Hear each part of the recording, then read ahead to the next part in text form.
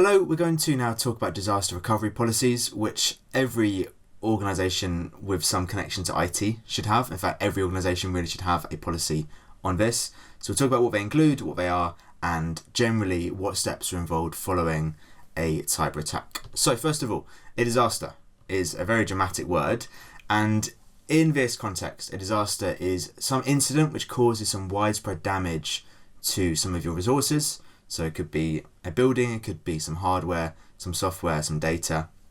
And because of this damage, because of a disaster, it means you as an organisation can't operate normally. It has a severe effect on your operation. It's not a minor thing. It's not somebody's lost a laptop. It's maybe your building is burnt down, or maybe you've been hacked or something like this, something quite major which affects your whole organisation. And it's important to say they're not just human caused. You can have natural disasters, of course. Now in the UK, we don't get hurricanes or tsunamis or wildfires nearly as often as other places in the world. We do get things like flooding, things which we can't really control, at least in terms of the root cause. We can control what effect it has on us, but your building might get flooded, your servers might get damaged, and that could be a disaster affecting an IT company, which is natural. But also, perhaps more likely, we have human-caused disasters, things like cyber attacks, things like someone making a major mistake, things like data getting deleted, or someone managing to burn down the entire building, things which can have a serious impact on your organisation.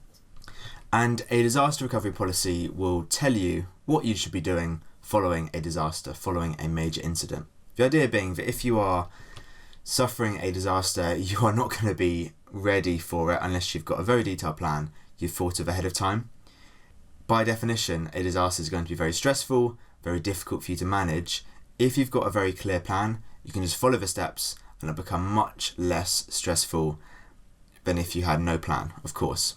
Now also, if you had no plan, you might make mistakes, you might miss off something quite important. It just makes things much, much harder.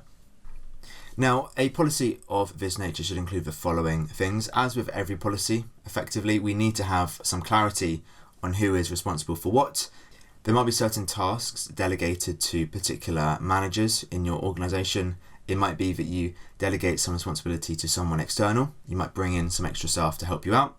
If there is not this clear delegation of responsibility, it might mean certain people are not doing their jobs properly. It might mean certain things don't get done, which, following a disaster, is the last thing you want. It would also include some do's and don'ts for staff, so things they should do, things they shouldn't do.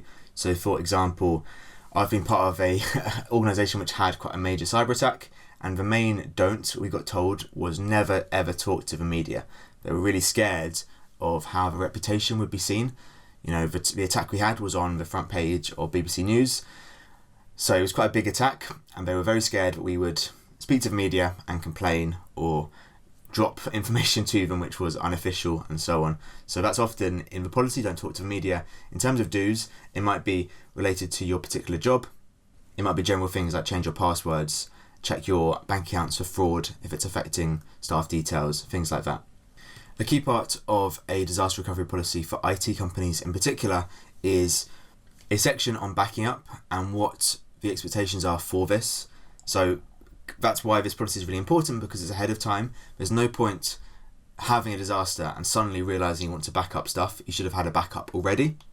So we talked about a backup policy and the things it can contain, but there should be some reference to it in this policy. And in this, it's especially important there is some reference to how you are going to recover your data. That's clearly the goal from this entire policy, to get back to normal following some severe incident. You want to recover data which has been lost, assuming you've got a backup, of course. And the timeline's important. So for example, if you go too quickly, it might mean your data gets lost again and you just have to recover again. Because let's say you've got some ransomware in your computer system. If it's not been completely removed, recovering your data might be a completely futile exercise, because it might just get locked again because the ransomware spreads again and takes over. So you've got to make sure you take your time and ensure the system is made secure again before you recover data. Likewise, if you go too slowly, it might just be a complete delay and it might affect your company even more than it is already. Finally, and arguably most important for your planning, this policy should contain some reference to contingencies. A contingency is a plan for unforeseen event, so something which you can revert to if there is a major issue, which is really what this policy is all about. So in this case, it might be some alternative provisions, which as a phrase just means some backup options in terms of things like your building. Maybe you've got to drag in a temporary office to work in if you've got your office flooded or burnt down or something like that. Maybe you've got to hire some temporary staff, maybe some consultants who come in and help fix your systems. You don't need them full time, but they come in to help you short term. Maybe there is some fancy antivirus software or a firewall which you wouldn't normally afford, but for this attack you might want to bring it in quickly, temporarily. So these are all options which you'd only have following an attack, but things you want to have planned in case on the day you can't get them sourced, in case the company says no. You want to have some plan in action, otherwise it might be very difficult to arrange short notice.